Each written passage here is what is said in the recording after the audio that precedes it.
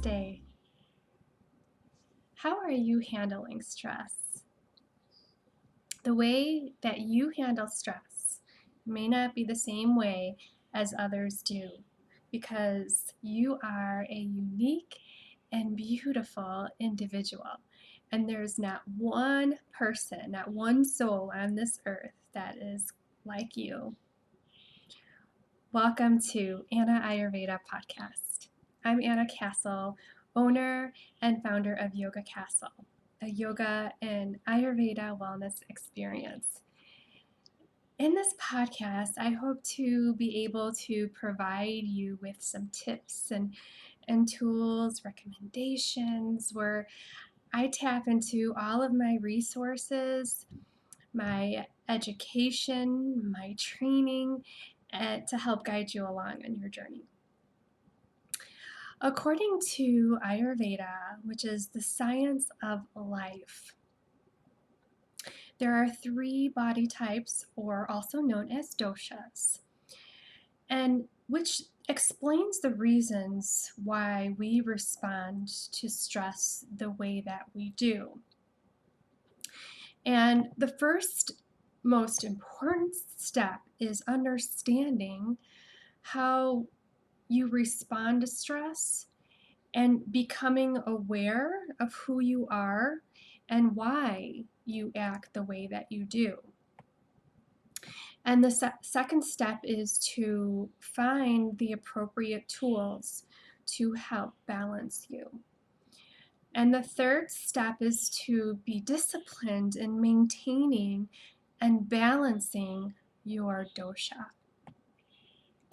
So in this episode, I will be breaking down the 3 doshas, giving you some tips and some resources to help guide you, focusing on the stress response, so that you may better understand the reasons why you respond the way that you do, and so that you may better understand and cope with the way that others in your life respond to stress. So the first dosha is kapha that I'll be talking about. Kapha types tend to lack energy, they tend to be slow moving, and tend to be on the heavier side. Kapha types can hold their feelings inside for a very long time and can put on a pretty good front that everything is okay.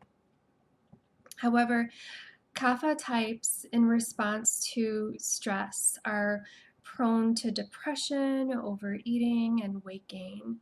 So it's important to note that imbalanced kaphas can be withdrawn, wanting to be left alone, wanting to be alone.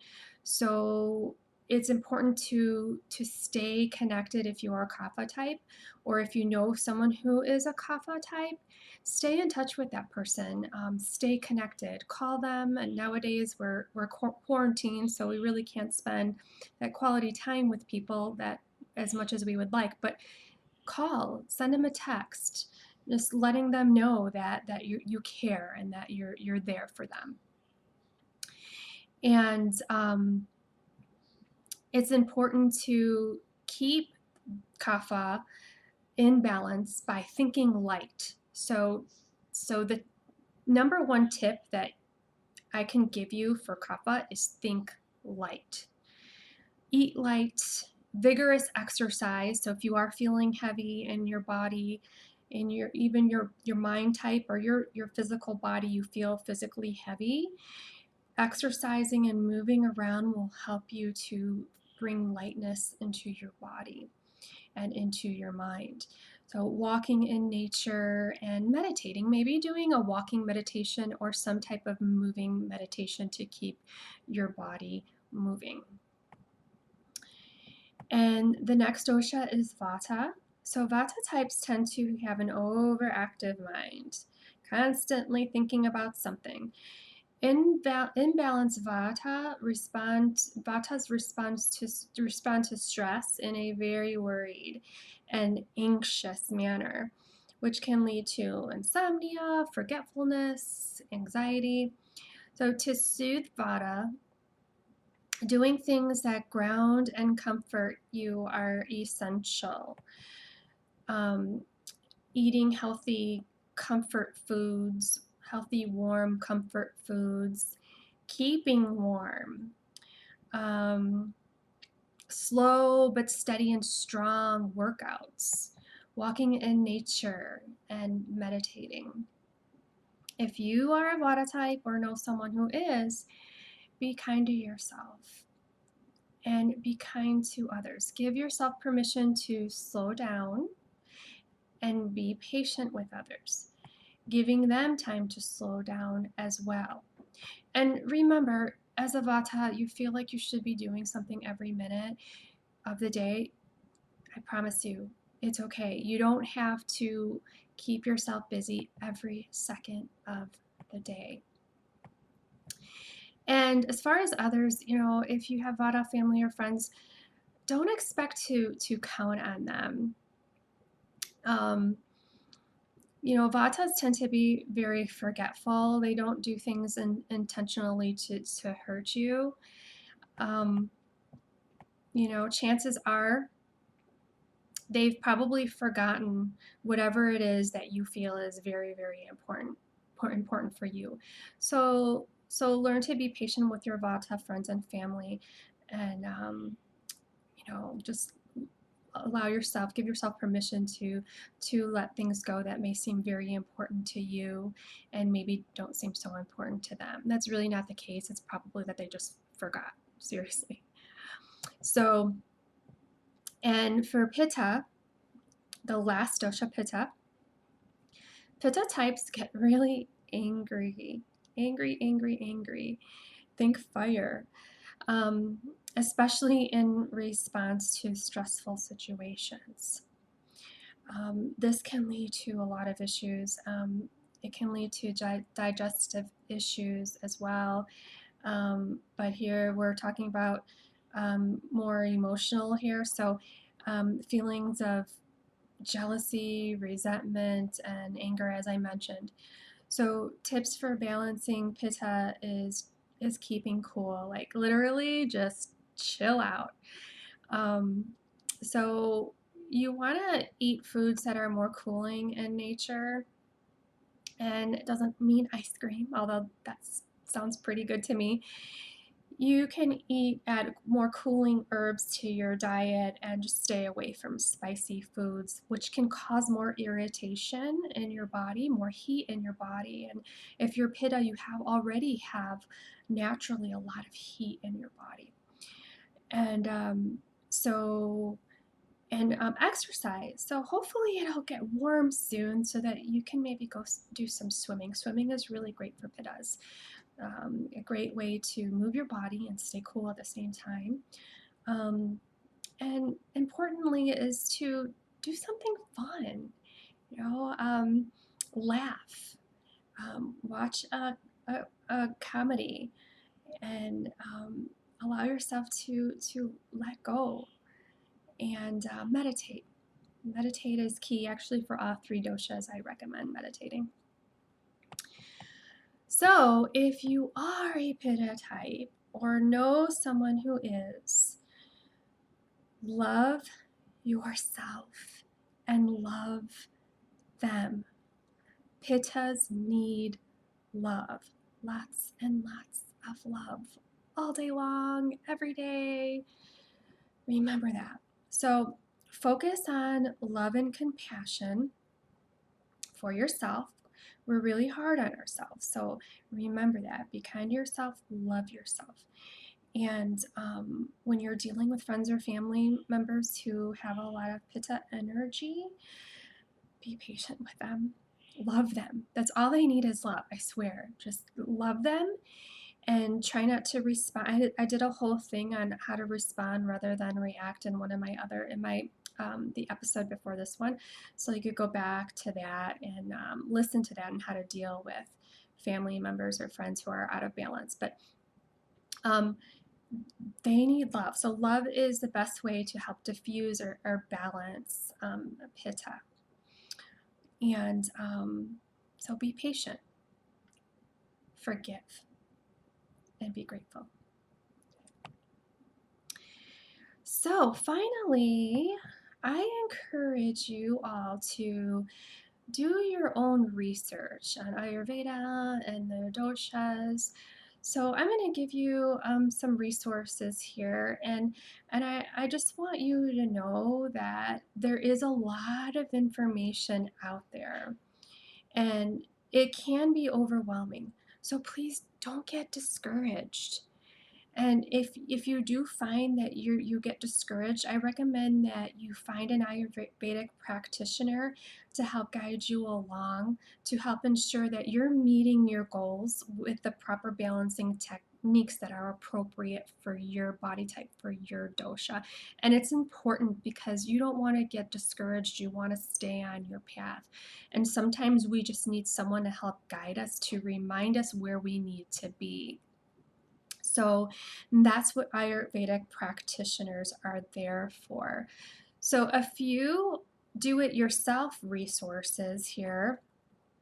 Some of my favorites. So banyanbotanicals.com. So it's BANYANBOTANICALS.com. A wonderful resource. You can take the dosha quiz there, and after you take the dosha quiz, it'll create a profile for you. It'll break down your dosha, your body type, and it will give you some recommendations. And there's some wonderful products on this website, from herbs to oils to Ayurvedic foods, and lots of great articles. I constantly refer to Banyan Botanicals. And another resource, which I personally like myself, is the Maharishi Ayurveda website, and it's www.mapi.com. And I realized I didn't have to really say the www dot, but anyway, that's my Pitta nature coming out. The Maharishi Ayurveda website is herbs and other products, teas, and other things too, and some articles to help you guide you along on your journey as well. So kind of explore and find what works for you. And also, if you subscribe to like their Twitter, there's a lot of information that comes out through Twitter from Maharishi, and Facebook, and they give you tips like every day. They give tips on different doshas, the time of year, and herbs, and all kinds of really great stuff. And then the last resource here is the Chopra Center website. So that's Chopra, CHOPRA.com. And that has a lot of wonderful information as well, even some classes. So I encourage you to explore and, do-it-yourself resources here, but please don't get overwhelmed. Just kind of look and see, explore what's out there, and then pick a few things and try them out. Don't go and spend like $1,000 on products. Just, find a couple things, try them out, and then see how they work for you. And like I said, it's really, Ayurveda is really fun. I think it's fun. Just kind of doing your own research and how and exploring and finding the tools that work for you. And as I said in the beginning, we are all unique individuals. You are a unique and beautiful individual. So you need different things. What you need is different from what I need, and you know yourself better than anybody else. So be patient with yourself, explore, bring that awareness within. And that's where meditation comes in, where we really get to know ourselves and get to know what it is that we really need to help balance ourselves. And And lastly, so if you do get overwhelmed and you feel like you need some guidance, so a few Ayurvedic practitioners, or one in particular. So myself, I'm an Ayurvedic coach as well, and so please feel free to reach out to me if you'd like to have a session, or if you just have a question about something. Feel free to reach out to me. My website is yogacastle.org, YOGACASTLE.org, and my email is Anna, ANNA, at yogacastle.org. So feel free, if you'd like to make an appointment for a session. I am doing Zoom sessions currently. Or if you just like to email me and just ask me a question, I am more than happy to help. And then I'd like to give you this resource that he's my teacher. He's an Ayurvedic practitioner. He's in California, but he's amazing. So, and he wrote Dr. Suhas, he wrote the Hot Belly Diet book, among other books that he has out. And he is famously known throughout the world as a great Ayurvedic practitioner. His website is ayurvedichealing.net. So it's AYURVEDIC healing.net. So I encourage you to, if you'd like to reach out to him, he does sessions over the phone, as well as probably Zoom and other I think Skype. He also has it at his website herbs that you can purchase, and there's online classes, and his wife, Dr. Manisha, she also does Ayurvedic counseling sessions. She's also an esthetician, so she can counsel you if you have some skin problems, and she taps into your dosha, Ayurvedic dosha, and helps you in that respect. So there's a lot out there for you to explore. So I encourage you to check out these resources and contact me if you have any other questions or concerns, or if you have any suggestions or recommendations, or any suggestions for any topics that you want me to explore here on the podcast, feel free to reach out to me. Okay. So thank you, and thank yourself for taking time to explore opportunities to learn about yourself, and to learn how to help yourself. Life is not easy. It's not always easy. I know. It takes effort to care. So thank you for caring. And in the words of Baba Hari Das, no one can please everyone. Your mental peace is more important. If you are in peace, then others around you will feel peace. So do your best. So your best effort should be to work on yourself. Be balanced, be well, and stay healthy. Namaste.